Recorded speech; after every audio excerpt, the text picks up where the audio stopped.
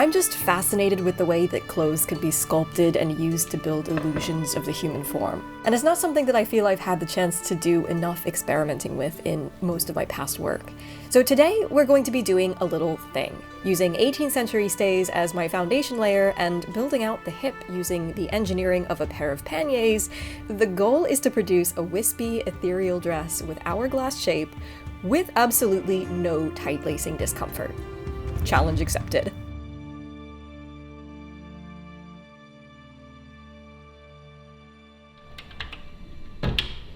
Starting with the foundation layer, which is going to take the most amount of time. I'm going to be making this from 2 layers of cotton Bobbinet. I have both a white and a black net, and although my instinct of course was to go with the black, after comparing them under the fabric, I found that the white actually made the gold pop just a little bit more, so let's go with that. If you saw the previous video in this series, you will remember that most of this making and testing process was in engineering these stays, so it will hopefully all be downhill from here.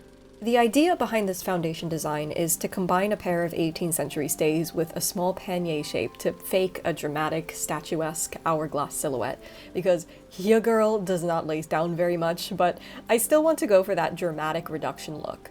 So instead, the goal is to sculpt outward, much in the way that historical skirt foundations were meant to do, only simplified. Bobbinet is a delicate but comfortable material that you wouldn't think would work for stays, but 1950s couture declares otherwise. This was super common for foundation layers due to its light weight and breathability, but surprising strength, so I'm going to be giving this technique a try for this project. This is going to be made with 2 layers of net for extra strength, but since Bobbinet has a little bit of natural stretch, the trick is to cut each layer on the opposite grain to counteract that stretch and to strengthen the material a bit. So this layer I'll be cutting on the cross grain, and the next one I'll be cutting on the straight grain.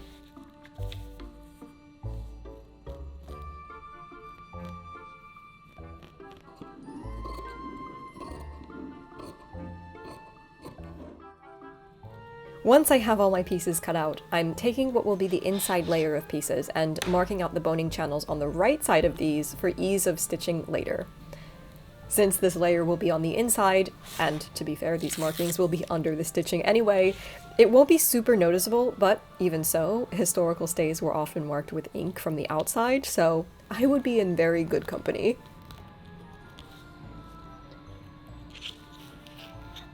But first, both stays layers and pannier layers need to be stitched together.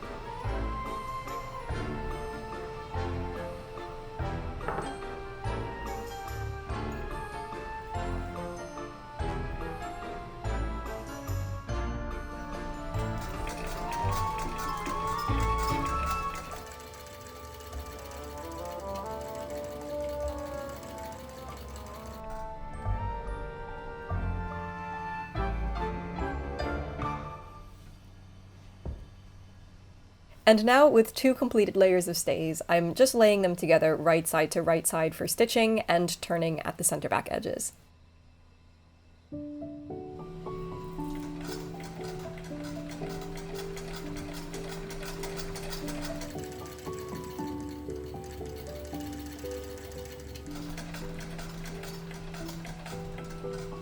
Before I stitch the boning channels, I just first want to make sure both layers are perfectly aligned, because it's really easy during the boning channel stitching process for things to slowly shift more and more out of place, and then you end up with disaster.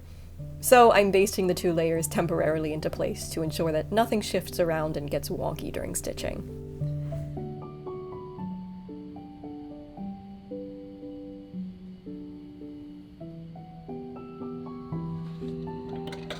And now for a million years of boning channels. which is actually around 300 million years less than it would take to do even these half-bone stays by hand, though this is a concept I shall explore another time when I am not on a deadline.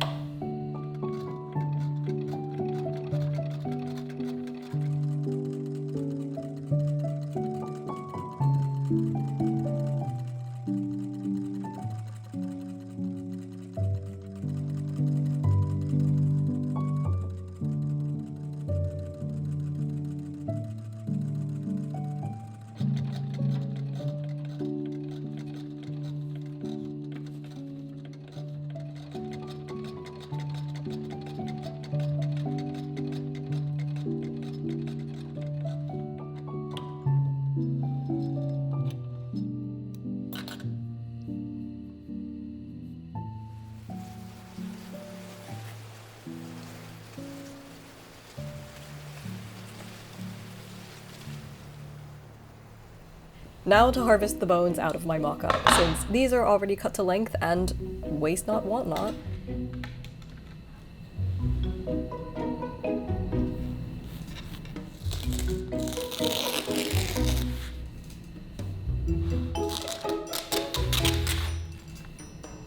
I did need to cut a second set of the steels since I only did one side for the mock-up, so commence safety.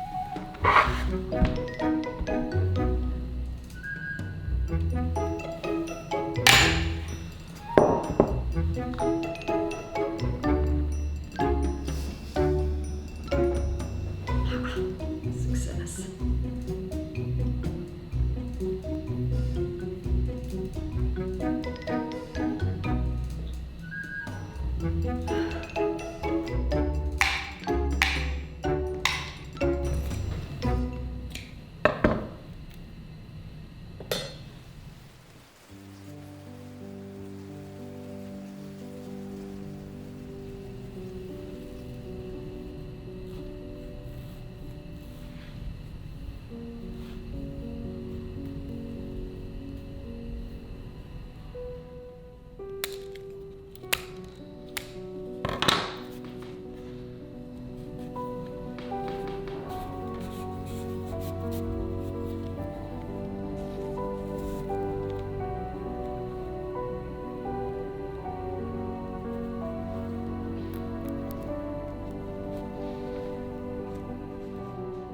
Now to bind off the top and bottom edges of the stays to hold the bones into place and to stop them from escaping. I'm using a black velvet ribbon for this, firstly because the black will be more subtle against the gold should a small bit of this be visible, say down the neckline of the dress, but also, secondly, for vibes. We love a good contrast in this establishment.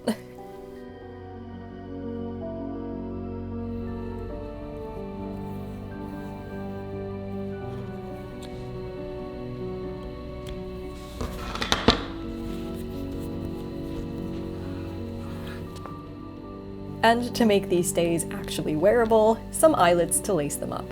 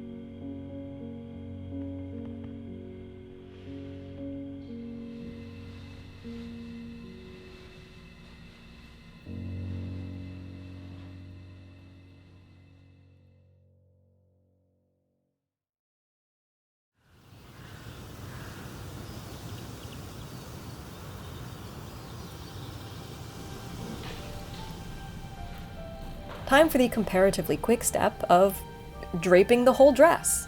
One of the initial goals of this project was to use this entire bolt of gold printed chiffon that I have had lying around my studio for a bit. I've had a different gold project in my head for quite a while, but I just have not been able to find quite the right fabric, and I bought this a while ago thinking that I might be able to make this work, but I really haven't been able to do that. I was initially looking for a gold lame, and this is a gold printed chiffon, and the chiffon that it's printed on is a navy blue color, which really just was not working with the other project. But it will work for this project.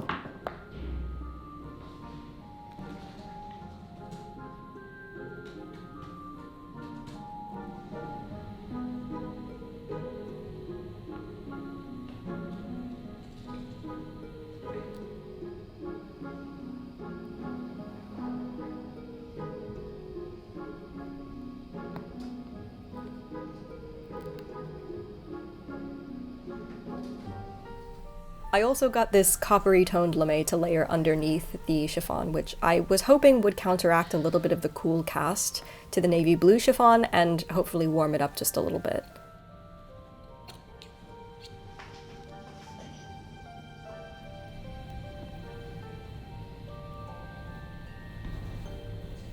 I'll go make tea before I start. Does anyone else want anything? I'll get the tea.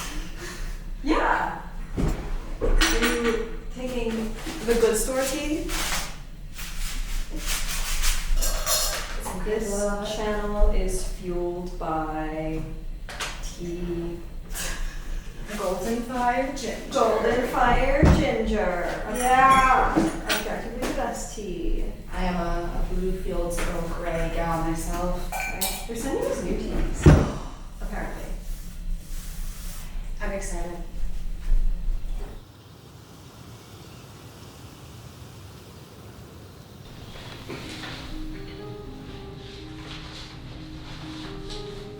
It's really amazing how different this dress looks in daylight versus artificial light. Daylight is actually, in my opinion, worse. The fabric takes on this very cool and flat look in daylight, but it completely comes to life and just sparkles and has so much depth and dimension in dim lighting. It's just the coolest effect, and certainly this dress is going to be meant for evening wear.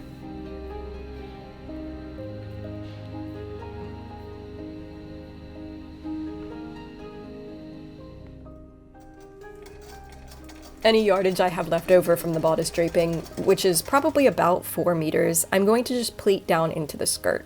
Since both of these fabrics are quite animated on their own, I'm just stitching them together real quick along the top so that I have maybe a small hope of getting them to behave together for pleating.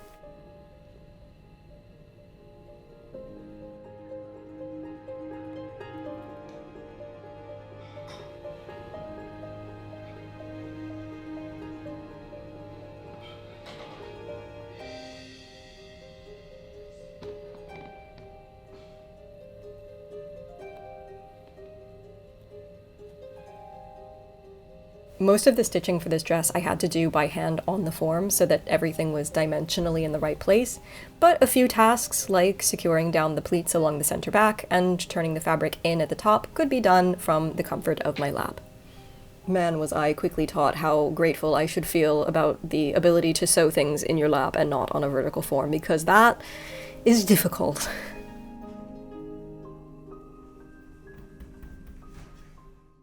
We have like three tops hours before we have to shoot this dress. Marlee is figuring out how to do the headpiece. It's gonna be something. I have faith in you. I believe in you. Oh my god! Eventually. Yeah. I have a vision. I have a plan. Okay, I trust you. I'm gonna try and make a little cardboard structure, and then I'm gonna use the scraps to try and wrap around to make them 3D. Wait, that's gonna be cool. I'm hoping, or it's gonna fail spectacularly. We'll find out. Either way.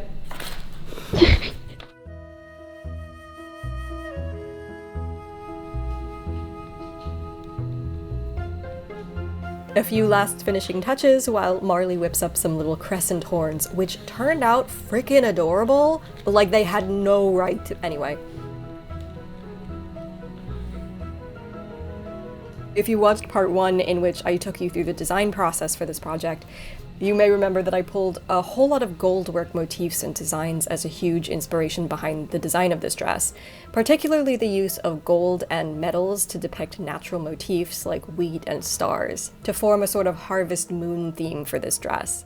But after yours guys' unbelievably enthusiastic response to the embroidery kits that we put out for a different project earlier this year, I had the thought to share my inspiration boards with my pals over at Hand and Lock here in London, who actually specialize in goldwork embroidery, the tradition of it, going all the way back to the 18th century. And they may or may not have designed a couple of new kits using the golden harvest moon inspiration I'd collected. So many of you voted in the polls we put out because for the life of all of us, none of us at Hand and Lock or me or my team could choose a favorite between the two designs, but y'all were heated in the comments too, so we decided that both is good. This kit we've put together with the intent that it can be made up into a couple of different objects, and so my fabulous assistant Marlee has been testing out a few of them and has actually turned one of them into a little reticule bag for this project. So yeah, by the time you are seeing this video, both Goldwork kits will be up on the Hand and Lock site if you need a bit of a crafting task. We've got some more super exciting plans in the works, but for now, I will have more info down in the description box below if you wish to poke around a bit more on that.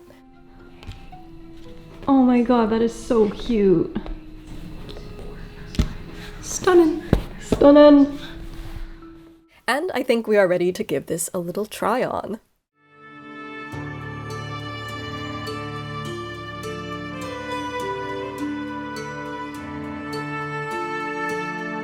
Wearing this dress was the most mind-blowing experience. Tight-fitting evening dresses like this are rarely ever comfortable. I've never before worn a Bobbinet foundation layer and completely did not know what to expect, but it was insane how lightweight it was.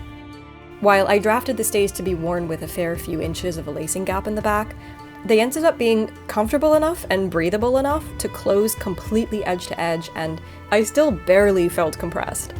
So in terms of the original goal of producing a comfortable foundation layer, check. Absolutely check. But it still has incredible support somehow. It felt super secure and didn't constantly have to be pulled up like a lot of strapless garments. Honestly, I am planning to do a lot more playing around with this Bobbinet technique in the future. Safe to say, I absolutely could have worn this dress all night with no discomfort. Now I just have to find somewhere to wear it to. If you liked this video, you may also enjoy the dark fantasy project I abandoned this one in favor of because this one was taking far too long for the ball I was supposed to wear this to. That one I did end up getting to wear to a ball. But now, after 2 consecutive tornado projects, I will proceed to be cleaning my studio for the next 2 to 3 business years. See you back here anon. Hello.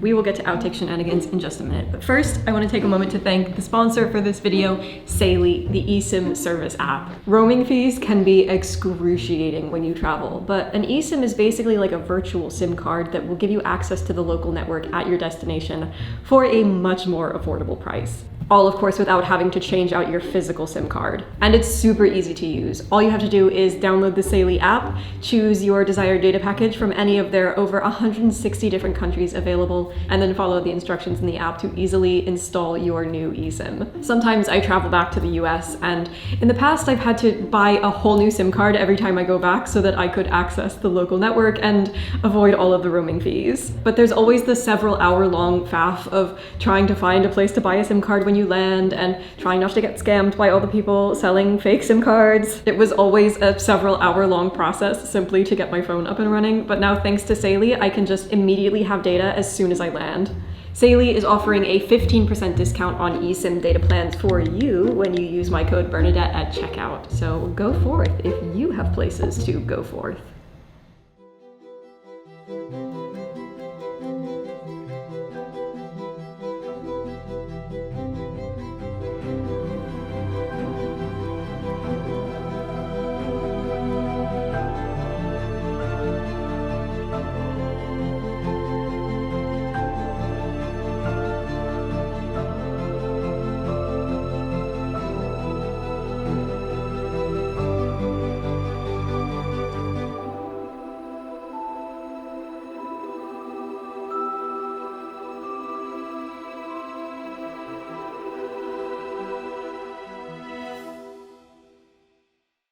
the star. Are you the star? I'm the star.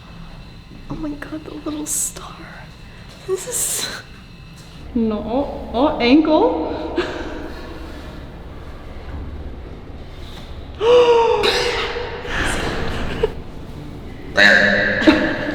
Gerard. Gerard. A necklace befitting a king. Yes. And so that is snurch. Yes. So that specifically to us is snurch. Make me a snurch, I'll push it like a snail, like the shiniest snails. Snake-man, snake-man, snake-man. Take me a snurch, I'll push it like a snail, like the shiniest night. Danny just in the background of this. Oh, is it recording?